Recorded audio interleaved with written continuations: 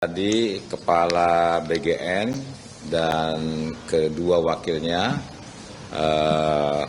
audiensi dengan saya, artinya menyampaikan beberapa hal yang akan dilakukan. Seyogianya tadi beliau akan langsung menyampaikan, tapi karena harus segera menghadap ke DPR, maka saya menyampaikan beberapa hal dari pertemuan itu sendiri. Tentunya saya sebagai kepala KSP ya, artinya saya akan menyampaikan hal-hal yang memang yang saat ini sedang tren ya, masalah BGN. Yang pertama adalah tentang refocusing untuk penerima manfaat.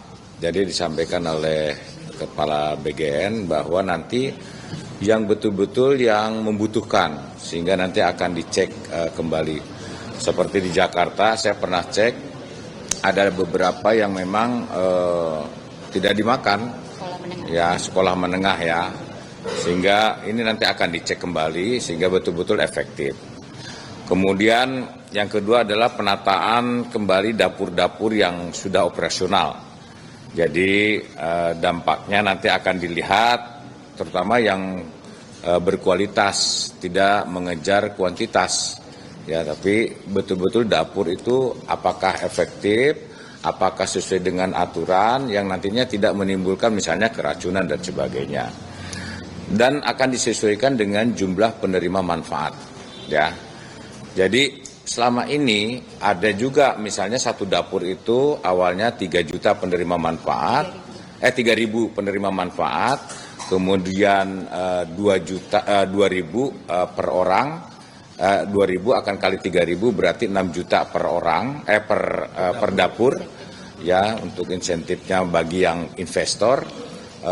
Rupanya tidak semuanya 3.000, ada yang 1.500. Nah, ini yang nanti akan dicek kembali, disesuaikan. Yang ketiga, kualitas dapur yang operasional tadi yang saya sampaikan, sehingga nanti di beberapa daerah nanti akan dicek secara langsung.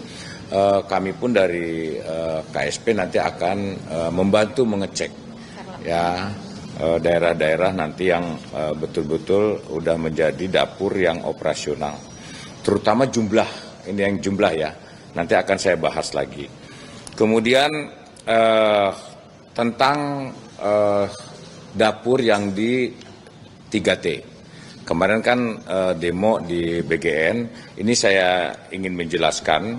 Jadi rencana dari Bu Nani yang 3T ini nanti justru akan diberikan kepada perusahaan-perusahaan yang di sekitarnya, sehingga tidak terlalu banyak membebani APBN, ya sehingga banyak nanti yang dapur yang akan dibangun mungkin diberikan kepada perusahaan-perusahaan yang memang baik, jadi CSR-nya digunakan untuk itu. Tetapi nanti akan saya sampaikan tentang hal-hal yang penting kenapa yang terjadinya demo.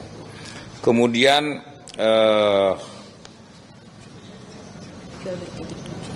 ada juga disampaikan dari Bu Nani tentang dampak dari jual beli titik. Nah, jual beli titik demikian. Jadi yang tadi saya katakan, seharusnya misalnya satu dapur itu kan 3.000, ya, 3.000 penerima manfaat. Kemudian kalau dikali 2.000, berarti kan 6 juta. Nah, kenyataannya tidak 3.000, ada yang 1.500, ada yang 1.000, sehingga mengembang.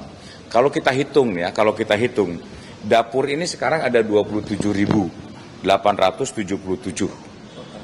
total secara keseluruhan, ya, yang operasional. Kemudian penerima manfaat ini sekitar 63 juta, ya. Kalau satu dapur saja ini misalnya 3.000, berarti sebetulnya hanya 22.000, tidak 27.000. Nah, yang 5.000-nya ini kemana? Kan begitu kan? Yang terjadinya yang akhirnya yang harusnya 3.000 menjadi 1.500, hanya pembesaran. Tetapi yang 1.500 itu dikasihnya tetap 6 juta ya per harinya. Nah, ini yang terjadi penggelembungan, sehingga nantilah itu proses hukum lebih lanjut lah ya. Kemudian sesuai dengan peraturan Presiden nomor 12 tahun 2025 ini ditetapkan hanya 30 kabupaten sebagai daerah tertinggal, 3T ya.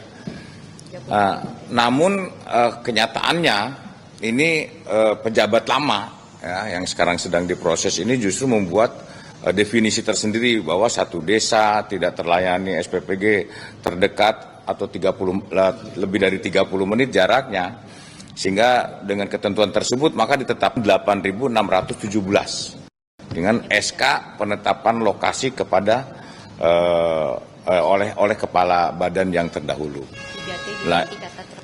Nah, kemudian 6.138 ini yang menandatangani itu Pak Sony, ya, dari yang penandatangani yang berharga bagi mereka ini.